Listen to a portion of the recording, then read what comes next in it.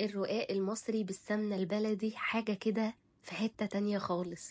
معلقة سمنة ومعلقة زيت، هنزل عليهم ببصلاية مفرومة هشوحها كده لحد ما تصفر، وبعدين هنزل عليها بربع كيلو بس من اللحمة. هشوح اللحمة على نار عالية وهنزل عليها بنص معلقة صغيرة من الملح، ربع معلقة من الفلفل الأسود ورشة بهارات، وهسيبها على النار لحد ما لونها يتغير وتستوي.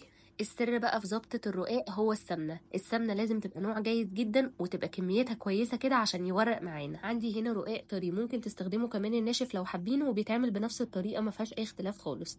باخد واحدة واحدة وبسقيها في شوربة سخنة جدا، وببدأ أرص الطبقات، وبين كل طبقة والتانية بحط معلقتين كبار من السمنة. وانا هنا كنت اقصر الرقاق قبل ما استخدمه على قد الصينية بالظبط عشان ما يبقاش فيه زيادات وانا برصه. وبعد ما رصيت 4 طبقات بحط اللحمة المفرومة، وبعد كده برجع احط 4 طبقات تاني فوقيهم، ودي كمية مناسبة جدا عشان يبقى سمكه كويس. وزي ما انتوا شايفين كمية اللحمة كانت مناسبة جدا لصينية مقاس 28، لان الرقاق مش بياخد لحمة كتير. ممكن برضو لو مش متوفر عندكم شوربة تستخدموا اللبن في تسقية الرقاق وانتوا بترصوه.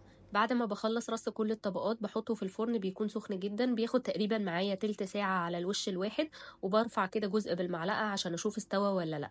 لو لقيته اخد لون بقلبه على الوش التاني وبرجعه الفرن تقريبا لمدة ربع ساعة، ولما يطلع من الفرن لو عايزينه طري غطوه وهو سخن. واستمتعوا بقى بأحلى رقاق.